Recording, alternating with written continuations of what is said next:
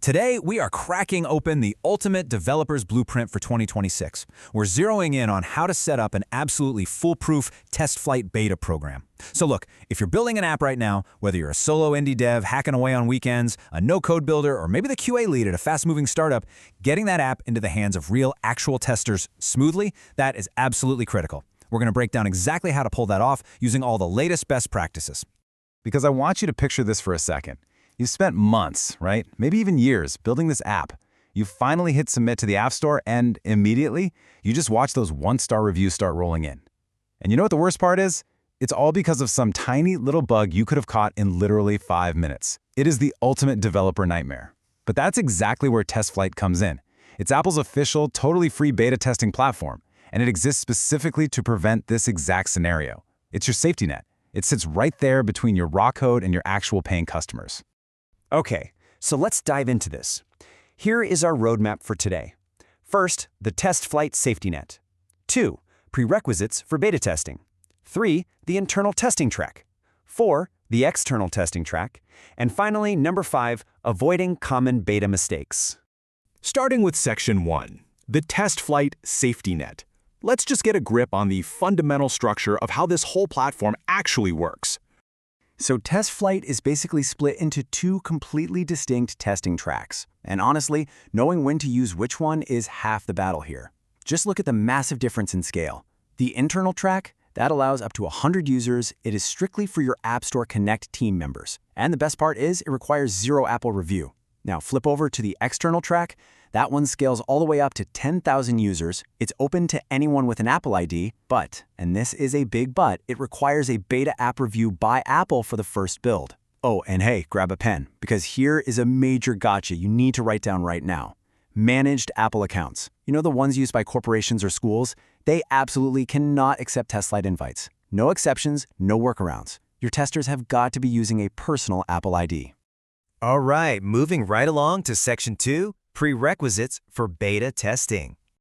So before you can send out a single invite, you have to hit 3 big prerequisites. First up, you need a $99 a year Apple developer account. Second, a fully set up App Store Connect with a perfectly matching bundle ID. And third, you need a valid compiled build uploaded to the platform. But listen, just having the account isn't quite enough. You actually need the right permissions. And man, this is a permission wall that really frustrates a lot of teams. Just look at the developer role.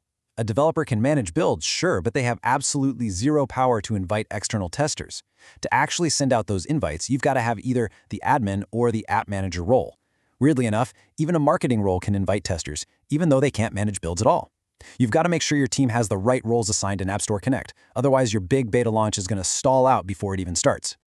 Okay, Section 3, the internal testing track. Think of this as your VIP fast-track process for your QA leads and your core dev team. The setup flow here is super straightforward, but it's really strict. Step 1, you add users to your App Store Connect team. Step 2, you create a testing group. And step 3, you add your build to that group. Simple, right? But let me proactively wave a massive red flag right here. When you add a user to your team in step 1, Apple sends them an email. They literally have to open that email and click to accept the invitation before you can add them to your tester group in step 2. Do not skip this. Otherwise, you're going to be staring at an empty tester list, scratching your head, wondering where your team went. The biggest takeaway here is this. Internal testing means immediate testing. Since Apple skips the review process for internal builds, the very second you hit add, your team can just open up the TestFlight app on their phones and start testing the build. Boom, just like that. It is absolutely the best track for getting rapid, friction-free feedback when you're in the trenches, actively iterating on your app. Moving on to Section 4, the external testing track. This is the big leagues, where we scale up from 100 close colleagues all the way to 10,000 public users. Now, because you're dealing with the general public here, Apple definitely puts a few extra gates in your way. First, you upload your build, then you sit tight for about 15 to 30 minutes while it processes, and then you submit it. But here is where you really have to be patient. Your very first build goes into beta app review, and this usually takes about 24 to 48 hours. Apple is basically just checking to make sure your app doesn't immediately crash and that it follows basic guidelines. You cannot speed this up no matter what you do, so you absolutely must bake this buffer into your launch timeline. Only after you get that approval can you actually start inviting users. So, once you're approved, how do you actually get up to 10,000 people in? Well, you've got 3 distinct methods to play with. You can send direct email invitations, which is fantastic for stakeholders and close partners. You can generate a public shareable link, which is absolutely perfect for just dropping into social media or putting behind a waitlist funnel on your landing page. Or, if you've already got a massive existing waitlist, you can just do a CSV bulk upload and migrate that huge list of testers all at once. But guys, please heed this warning. Do not share your public link before your build status actively says testing. You have no idea how common it is for developers to get super excited, generate the link, blast it out to their entire newsletter, only to suddenly realize the build is still stuck in review. And then everyone who clicks your link just gets a broken, error-filled experience. Just wait for the green light. It's worth it. Which brings us to Section 5, Avoiding Common Beta Mistakes. Getting testers into the app is really only step 1. Now we've got to avoid the deadly mistakes that can completely sink your testing program. Okay, when you add a build, Apple forces you to fill out this little field called What to Test. And a massive mistake developers make is just being lazy and typing, test the app. I mean, come on, testers don't know your app like you do. This field right here is the single biggest lever you have to get high-quality feedback.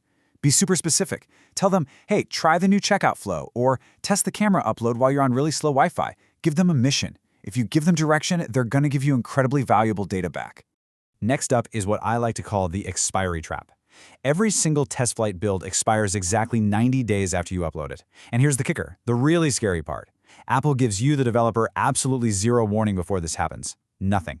If it hits day 90, your testers open the app and boom, they are completely locked out. To prevent this, you've just got to set a calendar reminder to refresh your build by day 80. Seriously, do not let your beta go cold on you.